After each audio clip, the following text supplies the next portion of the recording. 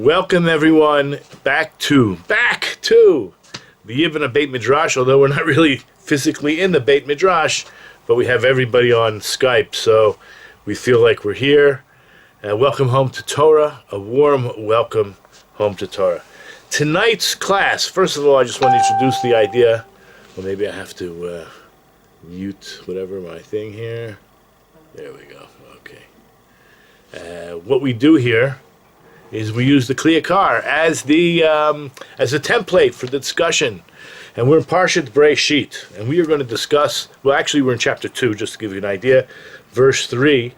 We're going to have some insights into Shabbos, right, the topic of Shabbos, into creation itself, the nature of Hashem and his ways, the different names of God, the nature of the soul, and how to properly serve Hashem. And we're going to do all this in hopefully, I don't know, just a little bit over an hour. I don't really know how long it will take. We will find out. That's a lot to cover. So we're not going to cover each one of these topics inclusively, meaning every concept, every detail, but we're going to skim the surface and go deep in certain aspects and certain parts. So the first verse that we're going to start with, interestingly enough, is part of what we say on Friday night in Kiddush, and I'll just read the verse before. We're in verse 3, but I'll read verse 1 and 2. Right? When we say Kiddush Friday night, we're sanctifying, we're using our lips, we're using our body, we're holding a cup of wine, and we're saying, Vayechulu hashamayim v'haaretz v'chotz v'am. Right? The heavens and the earth were completed, and all of their hosts. V'yechal Elokim biyom hashvi, and Hashem completed on the seventh day, milachto, whatever that means, his work. Asher also, which he did. V'yishbot biyom hashvi, and he rested on the seventh day, mikom lachto, from all of his work. Asher also, which he did. And I'm reading this because when we read verse 3, we're going to say, what's going on here?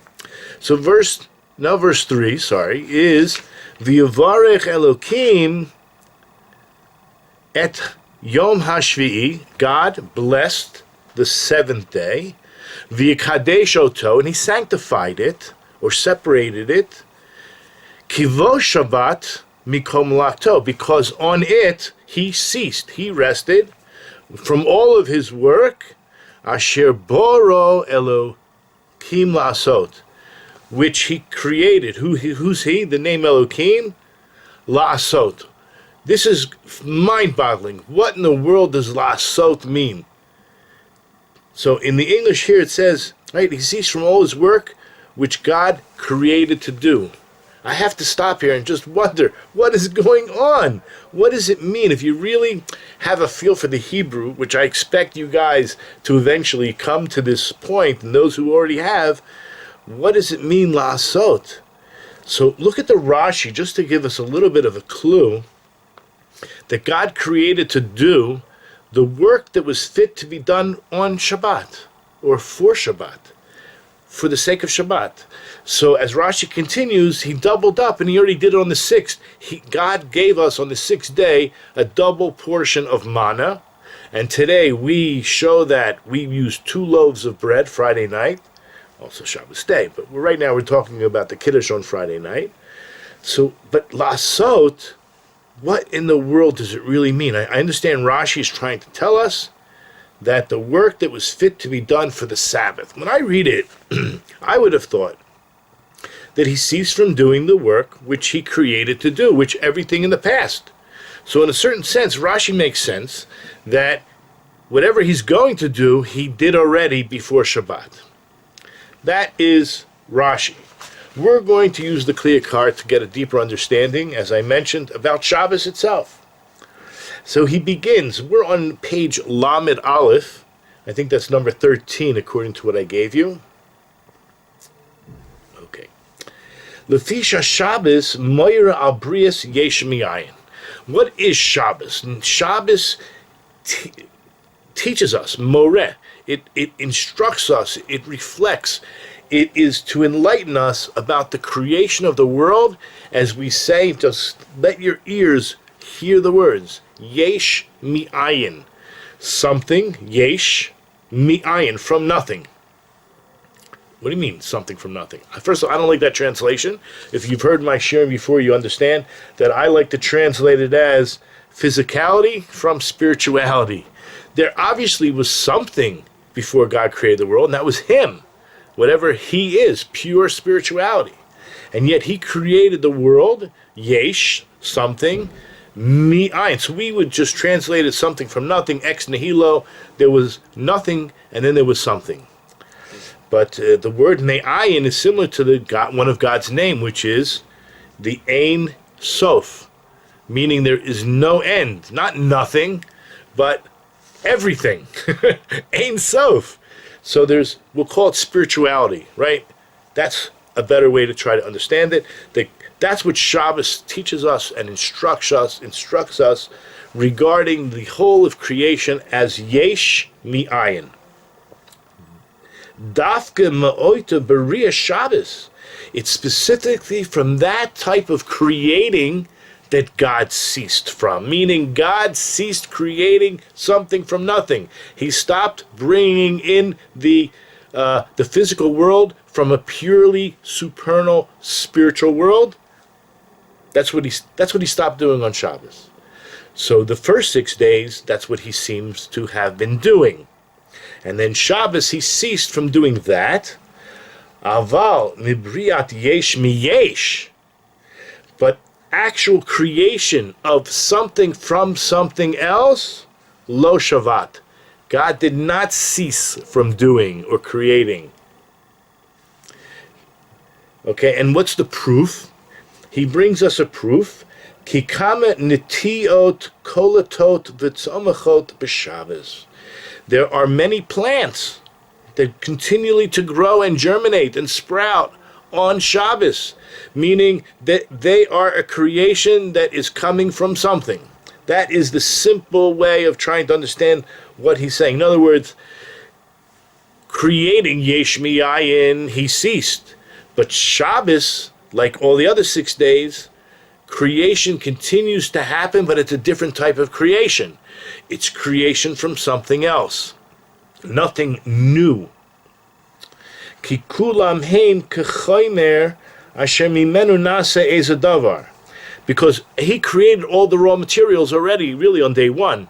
But let's just say for the 6 days of creation, the raw material comes into being, and all those raw materials can be used to be made into something else.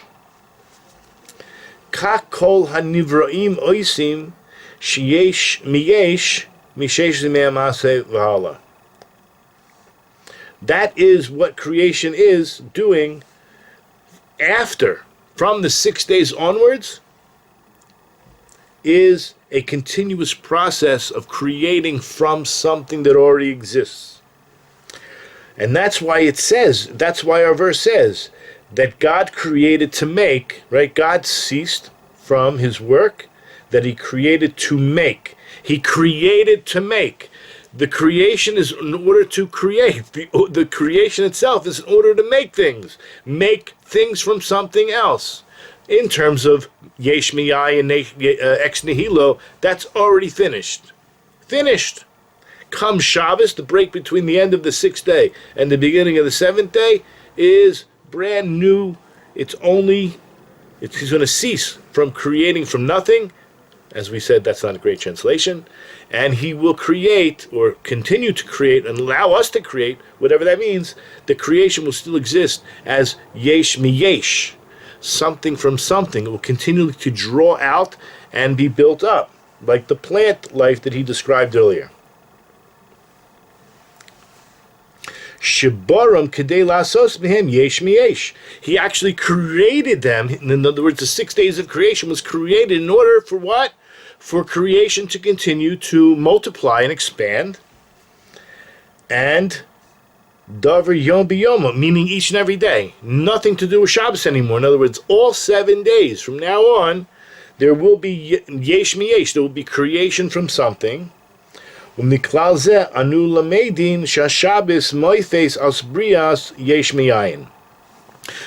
what's different about Shabbos? That there is no creation of yesh mi'ayin. That ceases. Yesh miyesh will continue. But the one thing that Shabbos proves, that Shabbos is a sign for, included in this, we're going to learn that Shabbos is a mothet, a sign regarding new creation, ex nihilo, finished. Yesh miyayin davka. And he says, if that's not the case, then what's different about Shabbos? So the difference about Shabbos is there's no creating something yesh miyayin. Okay, but yesh miyesh will continue. That's the first paragraph. Umashlo nemar b'Shabbos. Now notice that in all the other 6 days, it says there was evening and there was morning. Right? Yom Echad, Yom Sheni, Yom Shlishi. But what happens on Shabbos? It doesn't say, it doesn't delineate, it doesn't make this very important point that there was evening and there was morning. It's just missing. Why is it missing from Shabbos? These are questions I never asked myself, and thank God I have now asked because the Kliya card brings it up. Oh, I see Michelle join. Wow, we have a lot of people today. So just to show you that what we normally do is we work during the day and we rest at night. In case you didn't know, just in case you didn't know, there's in Psalms chapter 104, verses 22 and 23. I mentioned, right? It's number 2 on the source sheet. When the sun rises, they come home and couch in their dens. Men then goes out to work, to his labor until the evening. So what's the difference between day and night? Day is for malacha, and night, Lila, is for menucha, is for rest. Let's use that assumption. Right? That's pretty much what today things are a little different with cities and international business, right? We know that people are doing business all over the world at any time of the day now. But the way it worked back then, that's the simple understanding. The day is for work and the night is for resting. So based on these 2 verses, Tizrach Hashemish Yasefun, and the other verse, Yetze Adam Lepoalo, that man goes out to work during the day. But what about Shabbos? Shabbos doesn't mention the words, it was evening and it was morning, right? You have 6, well, called repetitions, but 6 distinct days where each day it mentions in a repetitive way, that it was evening and it was morning. But on Shabbos it doesn't say that. So he gives a little bit of a sing-song. It's, oh this, oh that, oh kula menucha, O kula malacha. Now I have to explain these words. He's saying, since it doesn't say there's a division, we don't know. Is it considered like day or is it considered like night? Because it doesn't say it's part, like all the other days have part day, part night. But Shabbos is, what is it? It's going to be either all menucha, all resting from labor, or maybe it's all malacha, but he doesn't mean malacha in the normal sense. He's going to infer malacha being involvement in Torah. Okay? How does he describe it? Like this. Im kain, if that's the case, that it's got to be one or the other, right? It's all or nothing. So then, im kain, ein bo hevdel bein erev levoker, because there is no difference between evening and night, evening and morning. When it comes to regular work, if you're doing a Shabbos, if you're doing a cessation of work, that means it's all menucha, it's all rest. But if it's from the aspect of involving yourself in Torah, then there's no ceasing. You have to learn Torah the whole Shabbos. Wouldn't that be marvelous? Well, guess what? He brings this idea. Ki bo haShabbos natan lasok bo b'Torah. That's what Hazal tell us. That's what we should be doing with our Shabbos. Yes, at the table while we're eating, sharing for Torah, singing Shabbos songs which involve Torah, and learning. And there's a verse in Joshua chapter 1 verse 8, right? Usually when I ask anybody, what's the mitzvah? Where do we know we have an obligation to learn Torah? Almost everybody, I should say uninitiated, people who are not well versed, they always use this verse. They think this verse is the proof that you have to, that a man, a Jew, is obligated to learn Torah all the time, because it says, Vagita bo yomam v'layla. You should contemplate it day and night. Okay? We don't. That's not the source. The source for learning Torah is Vishinantam Livanecha. You shall teach your son. And we all know that you cannot teach if you don't know. So even though the Torah says you have to teach your children, where do we know you have to learn? From there. And just to wrap our heads around the idea that everyone who's into learning, if you love learning Torah, you fulfill the Torah, because one of the mitzvahs to learn Torah, that the truth is, you have to be willing and ready and able to teach it. This is what learning is about. What did they ask the rabbis? Who do you learn the most from? Your own rabbis, your comrades, your fellows, or your students? They all said we learn most from our students, because the real lishma is to be learning Torah in order to give it over to someone else.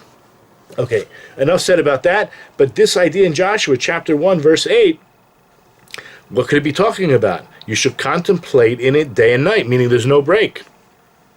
Just like the Medrash says, and the Medrash basically says that one should study Torah on Shabbat. That's one of the main activities besides eating and sleeping. We should be learning as much as we possibly can.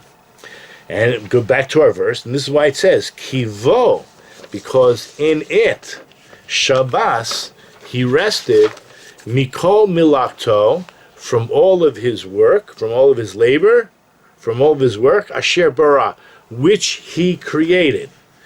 Now, what are we talking about in that verse? In that first part.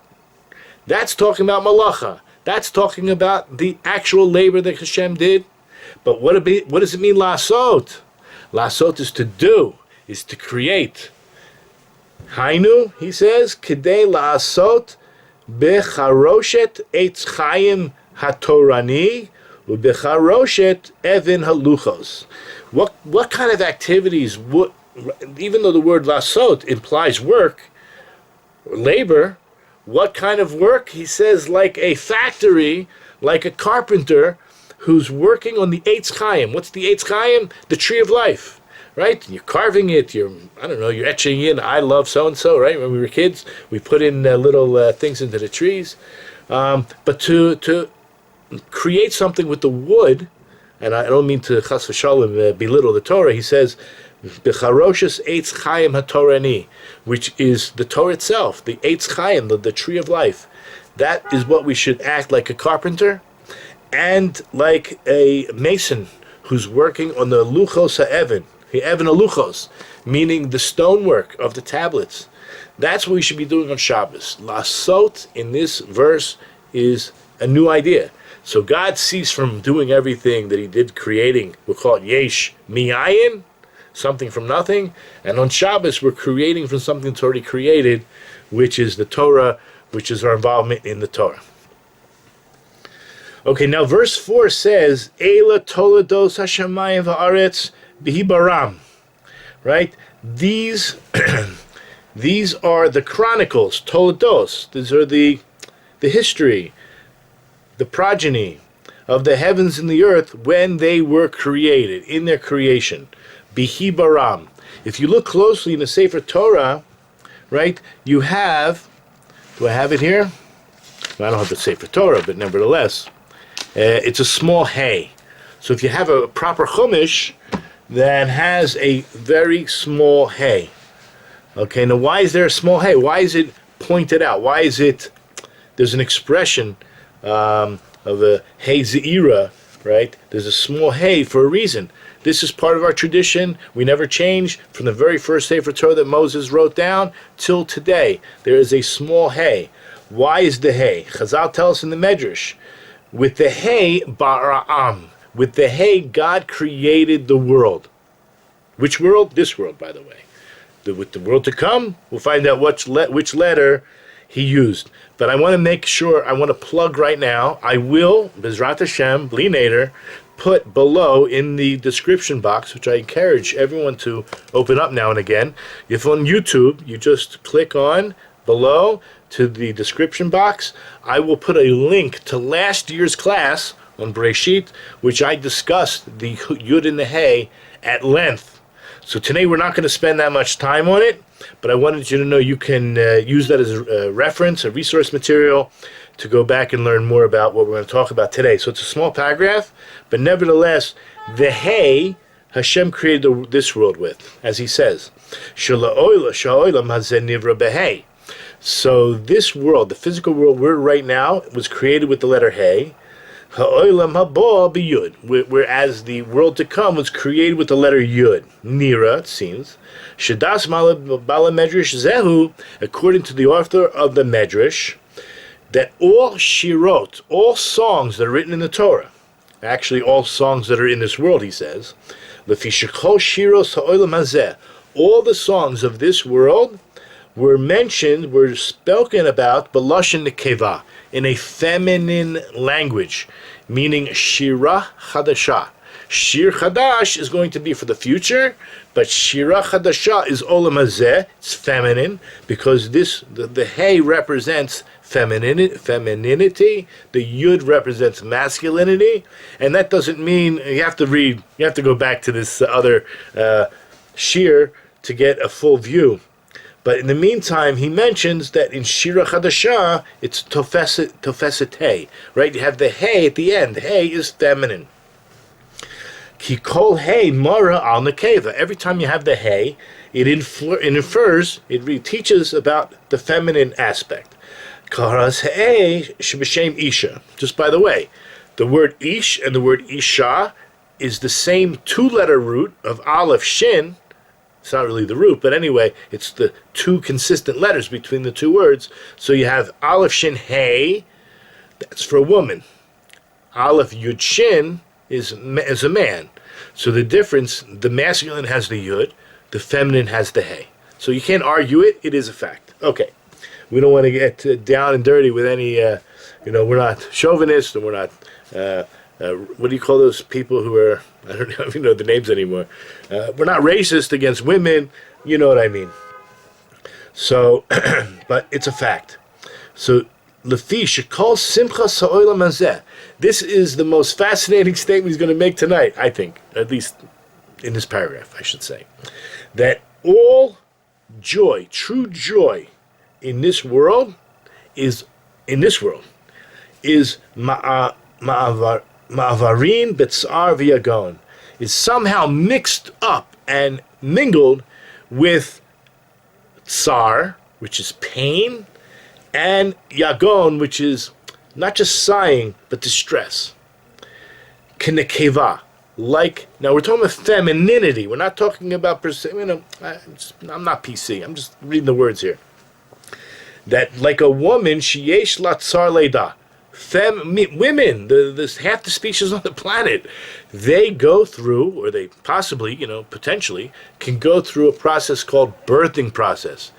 And I've been told, it is painful. But Baruch Hashem somehow produces this beautiful baby and causes the woman to forget all that pain and all the things she said about her husband and who knows what. And she'll have another child, Bezrat Hashem. But it's not easy. It's not easy, but it's, what's the word? It is so satisfying when that child comes. So Baruch Hashem. But any simcha in this world is mixed in with tsar and yagon, like a woman who gives childbirth. Kach kol inyane olam hazeh. That is the fact. That is the truth. That is what everything related in this world is b'derech tolada. Even when we talk about the birth pangs of the Mashiach, right? Until the very end. Bezrat Hashem, we're in it now. Will be painful. It's just the way of this world. Olam hazeh. Ava olam haba, when we talk about the world to come, nivra b'yud. It was created with the letter yud. Hamishutefet lezachar, which is somehow connected and associated with the masculine. She'en lo tsar leida. He does not experience the same. He could be empathetic, he can be sympathetic, he can be standing right there through the whole process. And I'm sure he's obviously involved in the very beginning. I'm talking about the end, right? How close? I think Carol Burnett said it, that giving birth is like taking your top lip and pulling it over behind your head. I would have to ask the women if that's what it's like, but maybe she was exaggerating. I don't know. Let's just take her for her word. Kach yu la'olam haba. This, so too, what we talk about olam haba, kizcharim lo yolodim. There is no birthing process. There's nothing happening after Mashiach, after we go to olam haba. V'sham hasimcha shlema. That's when real simcha will be full, perfect, and complete. Al kain nishtatev shem yud and hey. That's why we understand why there's this partnership between the yud and the hey when it comes to bein ish leisha. That because God created the world through the yud and the hey. B'kol makom shimush yud lezachar. And in every other place where the usage is with a yud, it's always masculine, and the shimush of the hey is a feminine aspect. Okay, that's that part of Dalet. We're going to continue in the whole verse. Biyom oso Hashem Elokim Eretz v'shamayim. In the day, or on the day that Hashem, God, now think about this, it's Hashem Elokim. Yud Kei Vav Kei Elokim, he did what? He made the earth and the heavens. Now, we spoke about this before, but we'll mention it now because it's going to come up. Then the very first chapter of Genesis, the 6 days, Yud Kei Vav Kei does not appear at all. Right? As if, and if you know the Medrash, that God had sought to create the world with strict mercy, with strict judgment, which Elohim represents. And in chapter 2, which we are now in, he's talking about who created the heavens and the earth? Hashem Elohim. Yud Kei Vav Kei Elohim. So what is it? Confusion. So now, if you want to look, you can look at the very first verse of chapter 1, right? How the Torah begins. In the beginning of God's creating the heavens and the earth. Breishit bara Elokim, just Elokim, et hashamayim ve'et haaretz. What is listed first in chapter 1, verse 1? It's the heavens and the earth. So when it says Elokim, it's heavens and then the earth. Over here, we're in chapter 2, verse 4, right?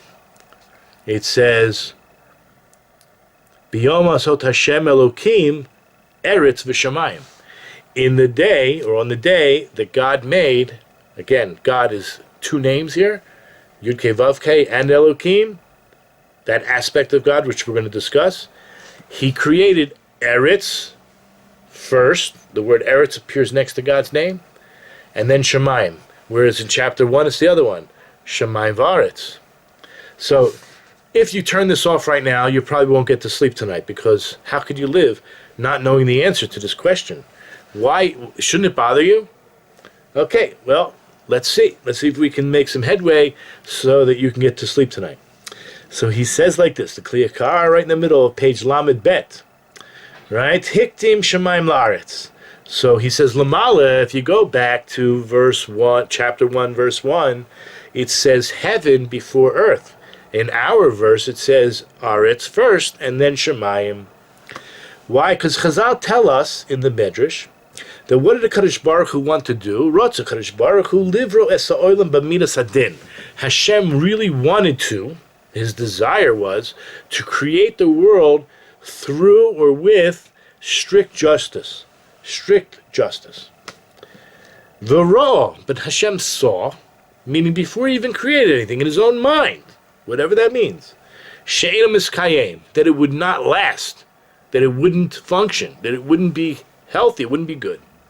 Chazar v'shitfa lemidas rachamim. So he retracted his mind, he thought twice, and he decided in the end that he would combine both aspects. When he actually created the world, he created with both.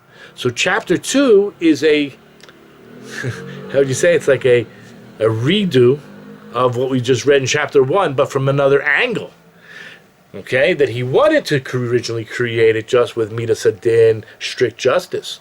But when he actually created it, he changed his mind. Now, you're going to say, well, who is God to change his mind? We have a verse. We have a verse that says in, if I'm not mistaken,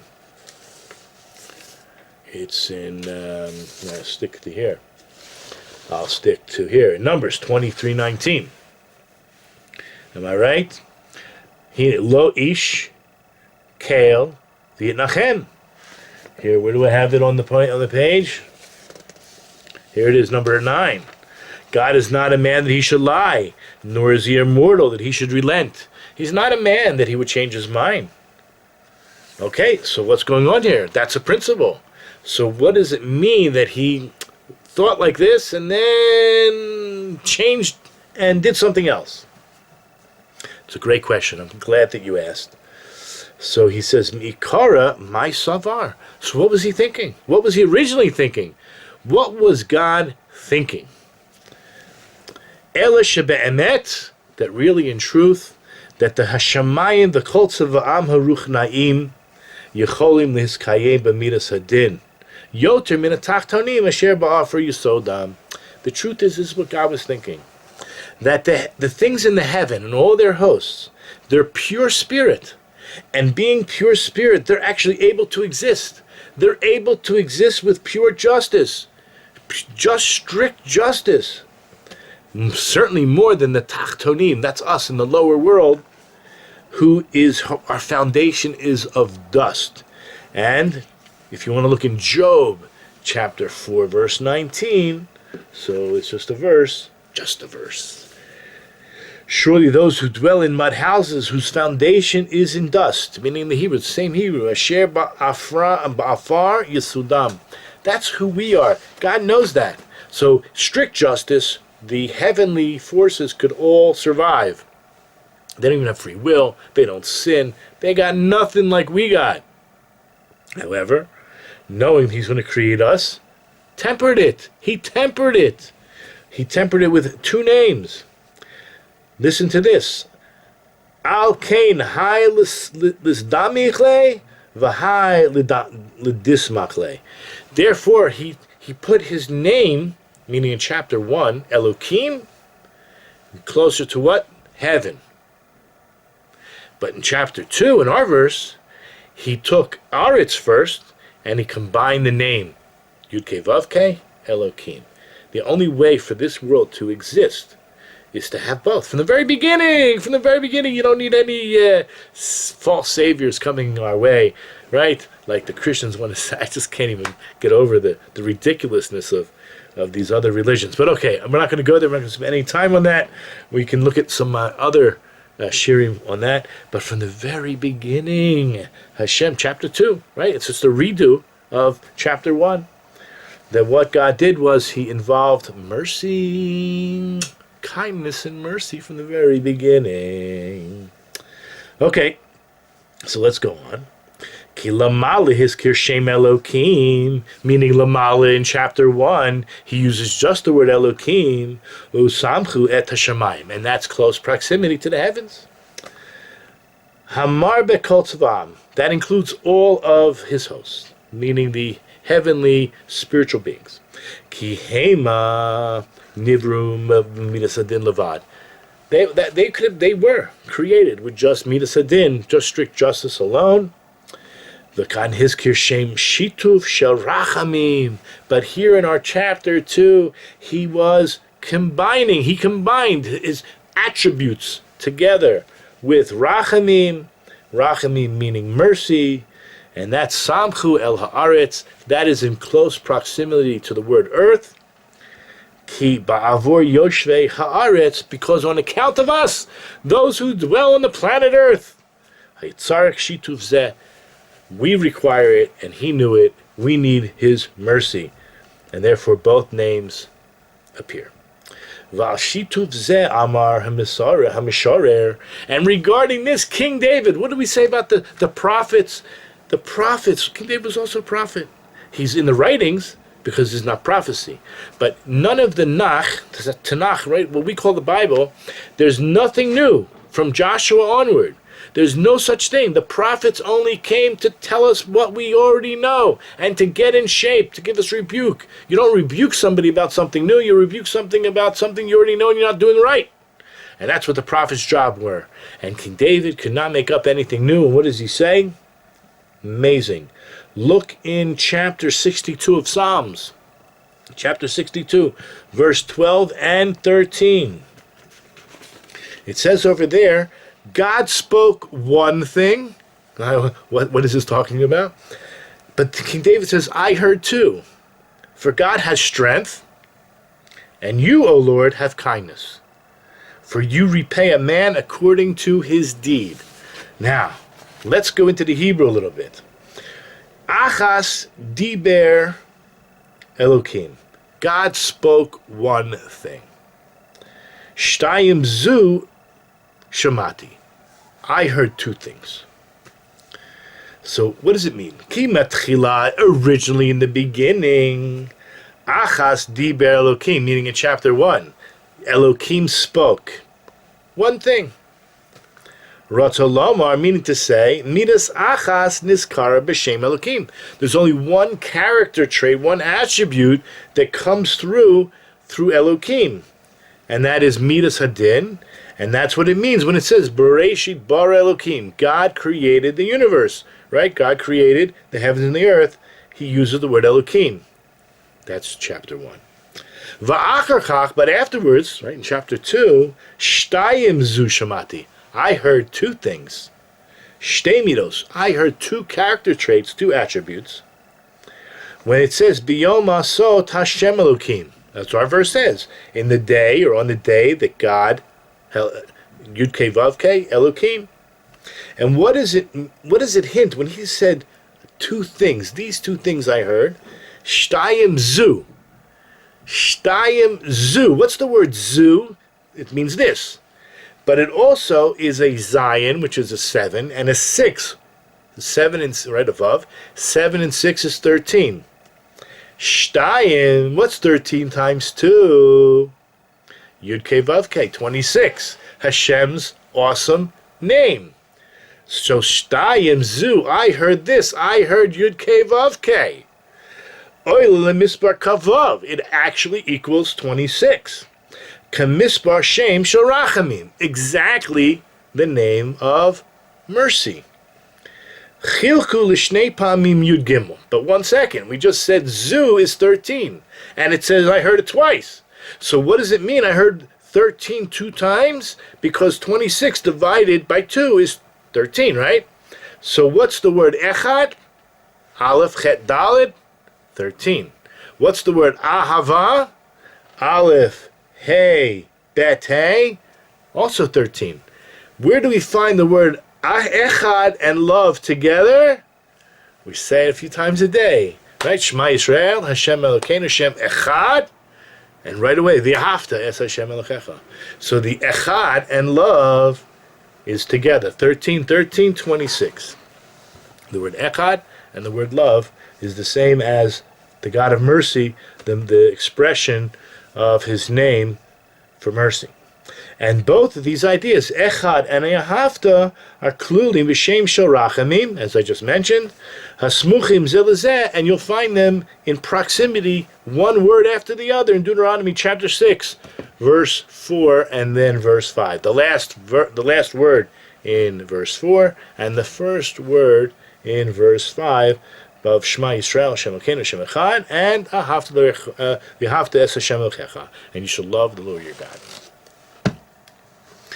V'natan tam l'davar, and now he wants to give even deeper understanding to what we discussed. Lama lo baro b'shem Elokim levad.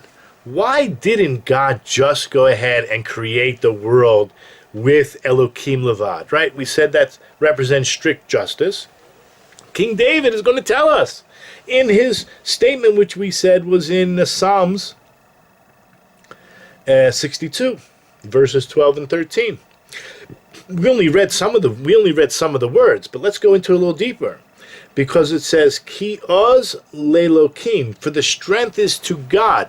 Which name? The strength, which is pure justice, that's to Elokim. Lefisha kol ha'oz v'hatoikef, because all the strength and power is mityaches l'shem Elokim.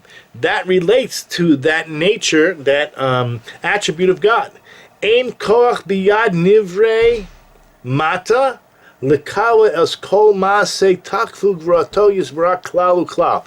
Because us, the creation, the lower mankind, doesn't have the ability to withstand or to accept this power and might of Hashem completely. It needs to be tempered, toned down. Aval, how did the word said? Lecha Adonai Chesed. But to you, Lecha means to you. That's how you talk to Hashem, you. In the earlier verse it says, all the strength is to God. We call that third person. But to you, you're talking first person. To be able to talk to God, second person, Lecha, to you, Adonai Chesed. What is the name Adonai? Adnus, right? It's mastery. It's true. But I want to break the word down, because we don't use the Yud Kei Vav Kei. We don't say it. We think it when we pronounce the word. In other words, when we read, our eyes gloss over a Yud and a Hey and a Vav and a Hey. In most cases, like 95% of the cases. Otherwise, I'm not going to get into it now, but it's Elokim. It has to do with the vowelization. But in most of the cases, we use the word Adonai instead of pronouncing the Yud and the Hey and the Vav and the Hey. And so what does that name mean? So the way I was taught was the middle part, Daled Nun, is judgment. Okay? Dan, as we have been using all along. Din. But what's the Aleph and the Yud represent? Because that's also part of the name. It's Adon I, with the Yud at the end. So the Aleph, remember what the Aleph is? It's a Vav with two Yuds. It represents Hashem's mercy, because it's 26. Okay? So the Aleph always represents one Hashem, Echad, but it also is if you can picture it, every time you see the Aleph, it's the number 26 as well, because it's the Vav with two Yuds, right? Yud is 10, 2 times 2, plus the Vav is just 6. And the Yud on the end is also representing the Yud Kei Vav Kei. So in other words, the Dan, what we call the judgment, is tempered on both sides by mercy. Okay? So keep that in mind. So he says to you, King David says to you, Adonai is Chesed. Ki l'shem shel rachamim, it's the name of mercy. Hanikra b'shem shel adnus, as I just mentioned. Allah v'chesed harachamim. This is, to you, it relates to kindness and mercy. Ki yavo hazman shetirtza. And then, when the time eventually comes where God desires, l'shalem li'ish k'ma'asehu, to repay a man according to his deeds. These are the words that King David used. L'shalem li'ish k'ma'asehu. Meaning what? You, Hashem, you're going to pay him, you're going to pay us in your merciful side, not in your strict judgment. According to our ability to receive, which we already know we cannot receive pure judgment, only a tempered version. Not according to your almighty power. You know, you created us from the dirt, I don't like the word dirt, from the dust, from the soil. You created us lowly beings. You know we have taivas. You know that we have desires. You know you created us. You know more than anybody else the expectations you have of us. Okay, so he will repay us according to our deeds, but according to the way of mercy, tempered mercy. Okay, now, Nochid Lashon Nokach. Notice that it was what we call second person, because it says Lecha Adonai Chesed. To you is the mercy belongs. Whereas Lashon Nistar b'Shem Elokim, when it used the name Elokim in King David's Psalm 62, Ki oiz el Elokim, because the strength is to God. It's third person. It's right. It's not second person. Ki b'shas hakas, because at the time of Hashem's anger, midas hadin sholetis ba'olam. This midas hadin, which we're going to call strict justice, has control in the world. V'nira ki'ilu histir Hashem panav. It's as if Hashem removed his face, his countenance, and hid it from us min habrios, from creation. We spoke before about what actually is a bracha, when there's a continuous flow of God's goodness, because that's all He is. Okay? Then we get the bracha.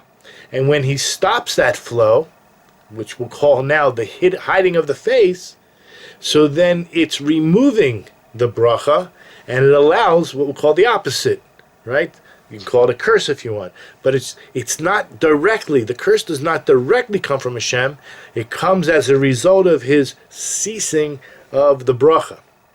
That's not for now, but anyway, so he's saying that the Midas Hadin, when God gets angry, the Midas Hadin, the judgment fills the world, and it's as if He is hiding His countenance from us at that moment. Ubishasa chesed, but when there's mercy and kindness, Yoyer Hashem panav aleinu, Hashem is shining His countenance upon us.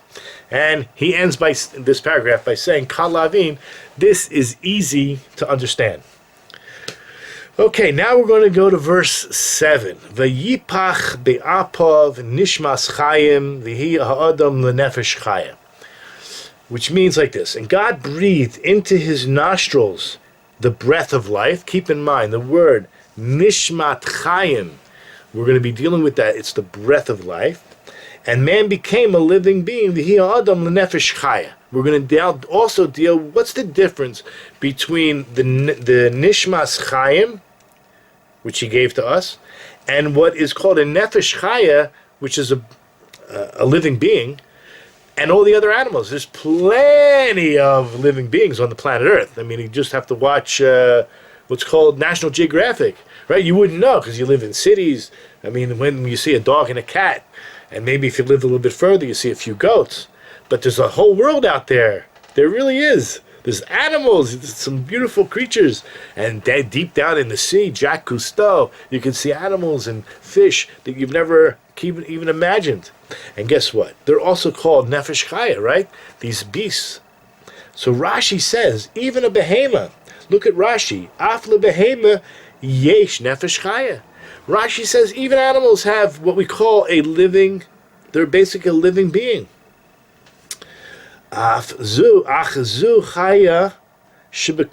Rashi says, but the human being has something that is more alive. Like, what is it about us that is more alive than all the other animals on the planet? That Rashi is explaining. You know what it is about a human being? That we have daya is intelligence, and dibur is speech. So that's what we have. That's what separates us from all the other animals in the world. But the Kli is not happy. The Kliyakar is not happy with this. He says upirusho dachok, meaning that it is tenuous at best. No. Kilo poresh b'mikra chayim mikulam. The pasuk itself doesn't describe us as being so unique. The verse itself. So he breathed into us a nishmas chayim, but in the end, man is just a nefesh chaya. So where in the verse does it explain that we're like any better than the animals? So the Kliyakar is not so happy with that. He brings a book called the Educator, the Sefer Educator, that explains what is it about this breath of life. It's called nishmas chayim. It's a breath of life. Zu haruach hachiyuni nimsa ba'adam be'etzam v'rishona. That this is, we'll call it like the intrinsic life force that was put into man at the onset, when he was first created. Okay, very nice. Mitzado hiya ha'adam lenefesh chaya k'sheyitosef bo hashlemos hasheni l'shlishi. So according to the Sefer Educator, that man will develop as with this 5 levels of our soul. 5 levels, true, but we're talking about the 3 lower levels, which are called the nefesh, the ruach, and the neshama. So according to the Sefer Educator, from the aspect that as a man develops, these additional levels of his soul will come into him, and the Kli Yakar is still not satisfied. V'choshev harav shehiskim Rashi al yado. He would think that Rashi, that's a great way to explain Rashi. Okay, so perhaps that's what Rashi's talking about according to the Kli Yakar, the way he would understand the Sefer Akedah. Amnam gam peruzeh eno neus lekavla. According to the Kli Yakar, he's not satisfied. He's not ready to accept this answer.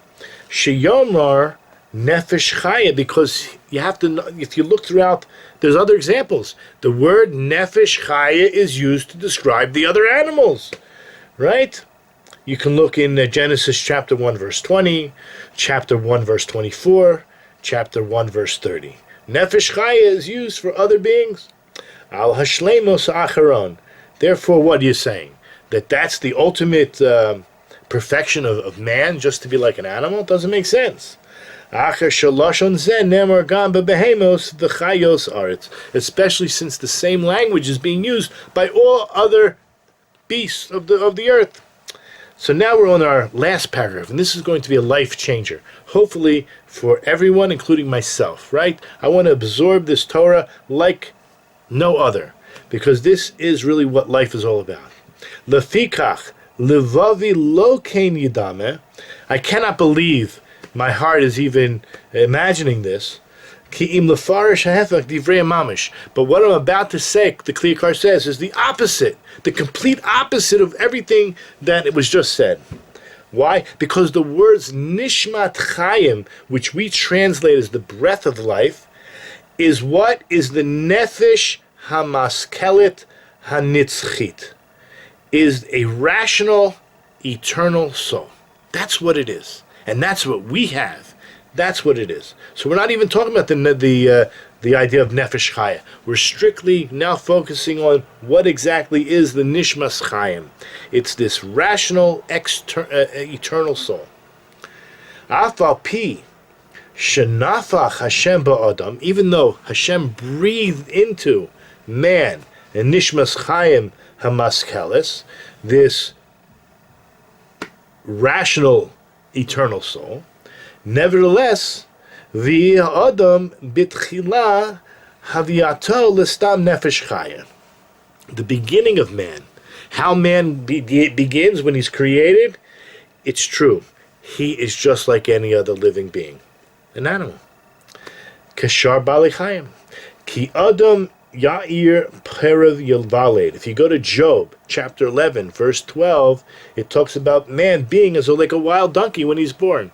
That's what the Kli Yakar is saying. We're like everyone else. However, Vikar Shleimuto Talui Becharitzois Hishtadluso V'to Bechiroso Kishiyip Kach Eine Sichlo Bevo Biyamim.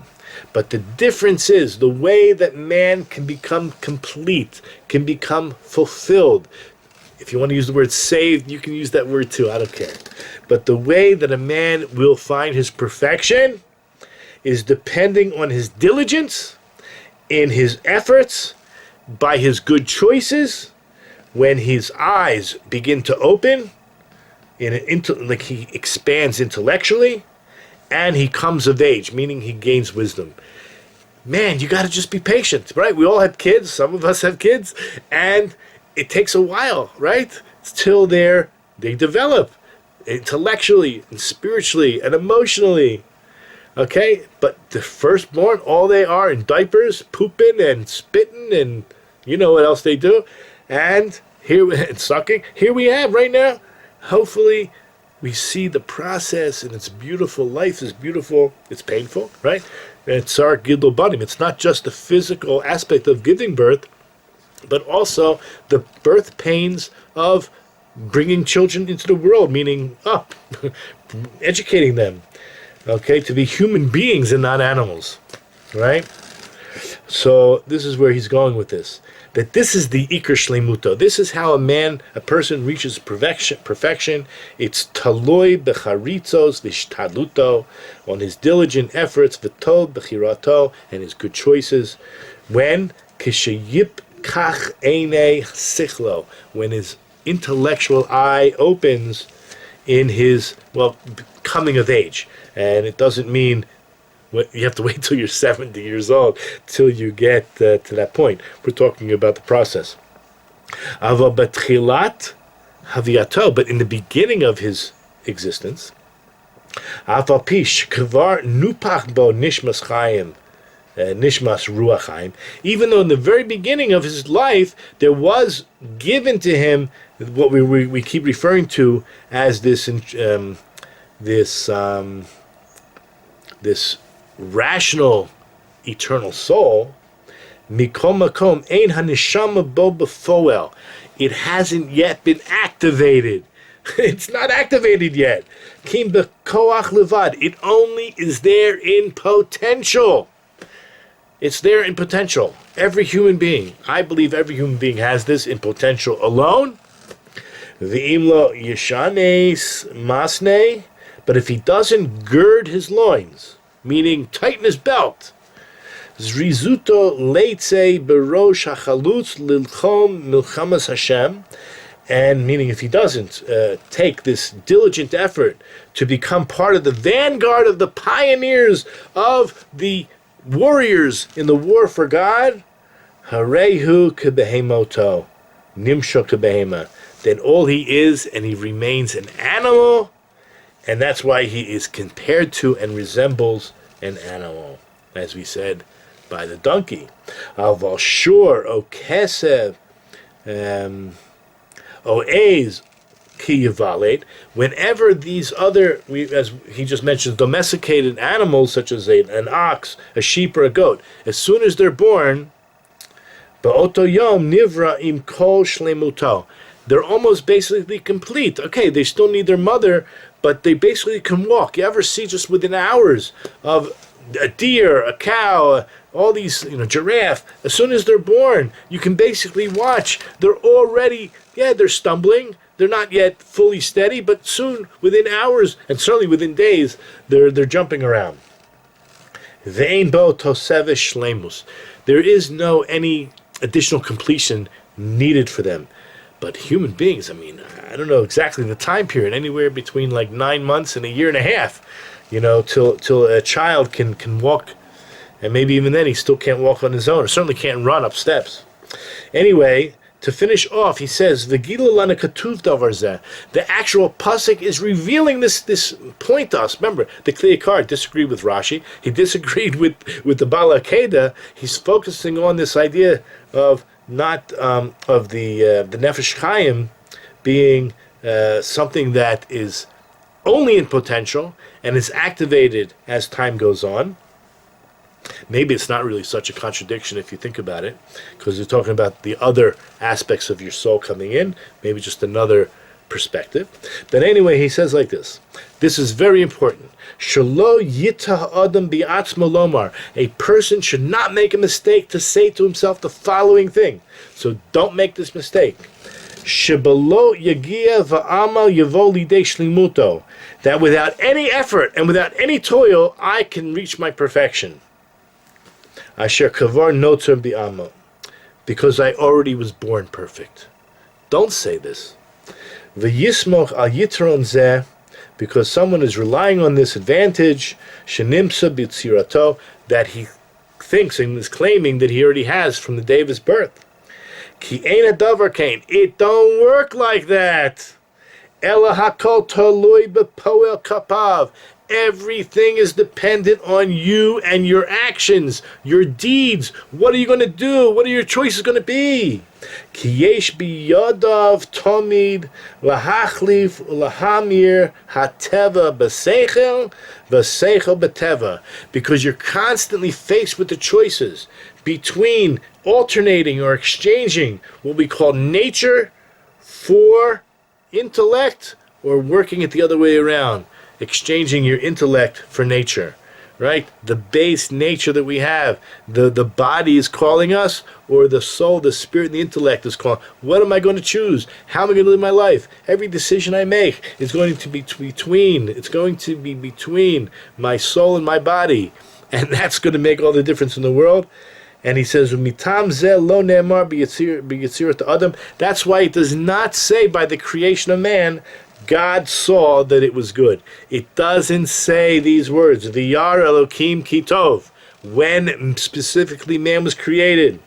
Why? Lefi shebiyitzirato adayin lo nikar ma tovo ma yafav. Because at the actual creation of man, he still did not yet recognize, become apparent, what is considered good and what is considered nice. It's only a matter of time and growth and hopefully good education, loving parents, a good school system, all the good stuff in life. What else can you want, right? So with that, we will end today's lesson. I invite you, if you want, you can join us. You can just send us an email. All that is listed below, and you can join us live. Every now and then, we stop the camera and we take questions, usually. And sometimes I just keep running on and on and on.